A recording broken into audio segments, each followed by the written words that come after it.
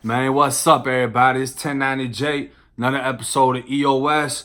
I'm rocking with y'all, like y'all rocking with me. This video right here finna be about snitches. There's really no further explanation than that. Rats, whatever you want to call them, it's all one and the same. I got a lot of experience with these type of people because I've been told on multiple times throughout my life. In fact, the case that sent me to prison, my co-defendant turned into a state's witness. The very first emotion you feel when you found out that you've been told on is anger. You feel betrayed. You want to punish that person. You want to punish everybody around that person, everyone associated with that person. You feel a hate and a rage because you're sitting in a cell thinking, I might go to prison after this. Pretty much the only chance I had at beating this case revolved around you keeping your mouth shut and you're full-blown telling them everything. I would see this kid at court sitting next to his mother because he bonded out, and sitting next to his lawyer. And I just thought in my head, I wish I could punish all three of them. Him for snitching, her for creating him, and the lawyer for defending him. It just used to race through my head. I used to dream about it. I used to dream about getting out and finding him and punishing everybody inside of that house. I didn't care if it was the dog or the goldfish. Everybody gotta go. That was my mentality. That was my mentality before I was even in prison. That was my mentality when I found out he was snitching and I was still in county. So that gives you insight to the way I used to think before I went to prison. How I would want to handle something strictly off of emotions. Prison is the best thing that ever happened to me. And the reason I say that is I was able to learn everything about the realities of what I was doing and involving myself with, and also learn everything about myself. I was able to become a man. I was able to progress mentally. I was able to learn the life lessons I should have been taught but wasn't. And I learned them the hard way, but that's the way that really connected with me. That's the way that I needed to learn it. Because I guarantee you, if I had beat the case that I went to jail for, I would have felt invincible. And I would have got right back out and got right back into the same thing. Because I would have been thinking like, oh, I just got hit with 20-something felonies and beat all of them. Who can stop me? Nobody's going to stop me. It would have put me in a position where I either got killed or ended up killing somebody.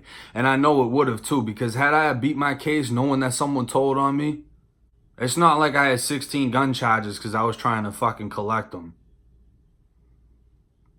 I just had so much hate in my heart when I found out I was being told on. And the thing about it is you got this kid's name. You get his name, his date of birth, his address, his social security number. You know everything about this kid. Every piece of paperwork has this kid's name in it. All you're thinking about is taking out that anger, and you have someone to take it out on. When I got out of prison, I looked up my co-defendant. I found him on social media. A part of me still felt the way that I felt in county and throughout prison. A part of me felt like, you know what? I can't accept this. I have to do something. And it was the immaturity inside of me. It was the insecurities inside of me that was speaking into the back of my head.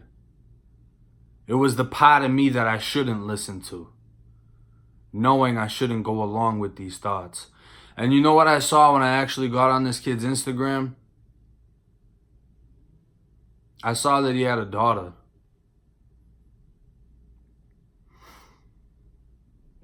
I saw that he had a kid now, that he had a job. He wasn't throwing up gang signs. He wasn't acting tough. He wasn't making posts saying, oh, I'm about this, I'm about that, I'll do this, I'll do that. And you know, that's kind of the reason why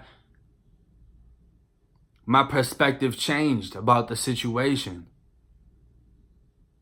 Because he wasn't trying to portray something he wasn't at that point. He really wasn't doing that to begin with. He was never gang affiliated, But he was trying to be on that tough shit. Everybody was. That's just is what it was. And the thing about it is, just because he snitched, that doesn't make him soft. This kid wasn't soft. He could fight. He could fight. Not even gonna lie, he could fight. We've fought people together. We've beat people down together. We've done a lot together. He wasn't soft. But he wasn't trying to portray that image. That right there is the reason I never put this kid on blast. I never put his name out there. I never made a video about him. I never posted him on my social media. None of that. Because you know what? A lot of people change their lives when they get out of prison. I'm trying to change mine right now. So who am I to go and do something to him when he's changing his life and moving into a positive direction? He's past it. He handled things differently than I did. We're not built the same. And I'm comfortable knowing that. I'm comfortable knowing that I went to prison with respect, maintained my respect, and still have my respect. You're gonna die a snitch. I'm not. That's the difference between me and you. That's the difference between solid and weak. I don't need to do anything to him. It does nothing for me. In fact, it brings me back to being the same person I was before I went to prison. That same immature, insecure kid that wanted to be extra violent, over the top violent, to prove myself to everybody. Oh, he wants to fight? Well, I want to shoot him, so what's up? That was my mentality. That right there made a lot of people that were about that not even want to hang around me, because I was taking things to the next level. You want to hang around me, you got to have a gun on you. They want to swing, we're going to dump off. It was a dangerous mentality to have. It was a dangerous way to live. There was a kid that I knew of in Florida State Prison. His name's Lil Nick. He's from St. Petersburg, Florida. This kid killed a cop, right? Kills a cop. I'm not going to get into the details about everything behind what he did, why he did it. But he was told on. There was reward money offered for the murder of this police officer. And you know who tried to collect that money? His mother. His own mother told on him for the reward money. And I guess there's a law written in the fine print that a family member cannot collect the reward. So she told on her son, threw him under the bus for however much it was, probably $5,000 or something like that. And she didn't even get it. And this kid got bammed. He's not coming back out. I think it was like 16 at the time for the murder. It's crazy, right? From what I heard, he actually forgave his mother. She apologized to him. Now all she can do is maintain contact with him. And he's got to go through what he's got to go through because he decided to kill that police officer. See, one thing I learned is I can't blame someone else for me going to prison.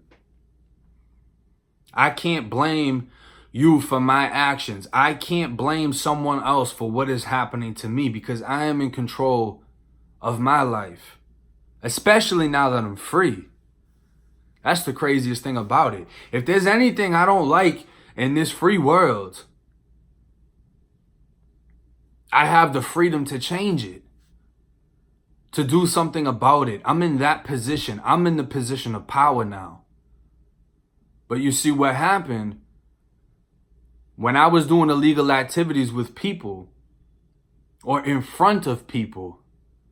I put them in a position of power. I gave them the information that they needed to tell on me. So how can I blame them when I did what I did in front of them and gave them something to speak on? If I never did that, they wouldn't be able to say anything. Not saying that, oh, stick to yourself, just don't commit crime with co-defendants, whatever. Nah, I'm not saying that. I'm saying I can't blame them for my actions. I can't blame them for telling. I don't hold regular civilians to the same accountability as I hold my brothers. If you want to live this life, if you want to entertain the type of things we entertain and be a part of the type of things that we do, you're expected to follow the codes of the street, the codes of your gang, whatever it is, the code of silence, period. But if you're a regular 9-to-5 person, I would expect if I do something in front of you or to you, you're going to tell on me. Because you're not acting like you live this life. You're not acting like you go by these codes and these morals. So how can I hold you to the same accountability? And even if it's someone that abides by the same rules I abide by, you told on me because I gave you the ammo. So how can I blame you? I can only blame myself. And once I direct that blame at myself, I can only learn how to move forward and progress and make sure that, for one, I never get told on again. And for two, I never do anything that someone can tell on me for. Because at the end of the day, if I never did what I did, none of this would have ever happened. You got people that snitch and the repercussions are so bad that they die, their family dies. Sometimes they don't. You got people that snitch and sometimes they'll go to prison and their family has to accept the punishment. You know what I mean? Imagine the story I told on Lockdown 23-1, my original interview. I thought someone else was snitching. And I got on the phone and told my people to handle that. And had they had handled that, the wrong person would have died. And I could have got hit with a murder charge on top of everything else. And it would have been the wrong person that died. The repercussions to snitching, they usually don't result in anything good. But at the end of the day, I've learned that to get myself away from the negativity, I can't keep partaking in it. I can't risk my life and my freedom to go punish somebody that I feel wronged me, when at the end of the day, I'm to blame. And for him, the one that told on me, I just hope he raises a daughter. That's it. Because now that I have a daughter of my own, I can't imagine somebody taking her from me. Never mind taking him from her. It's not what I want to do. It's not what I intend on doing. And I hope this message can reach some of y'all in a different way. Did I want to hurt who told on me? Of course. Do I feel that same way now? I don't. And luckily enough for me, I'm not in a position where I'm sitting in a cell convicted of murder because the kid that told on me, I caught him slipping walking outside of his house and I shot him in his face. There's all type of crazy situations where people react off of emotions. When people put blame on other people and they can't look deep into themselves and realize I'm the problem and I'm the issue and I'm the reason any of this happened. But hey, it's 1090 J and I'm rocking with y'all like y'all rocking with me, man. Till next time.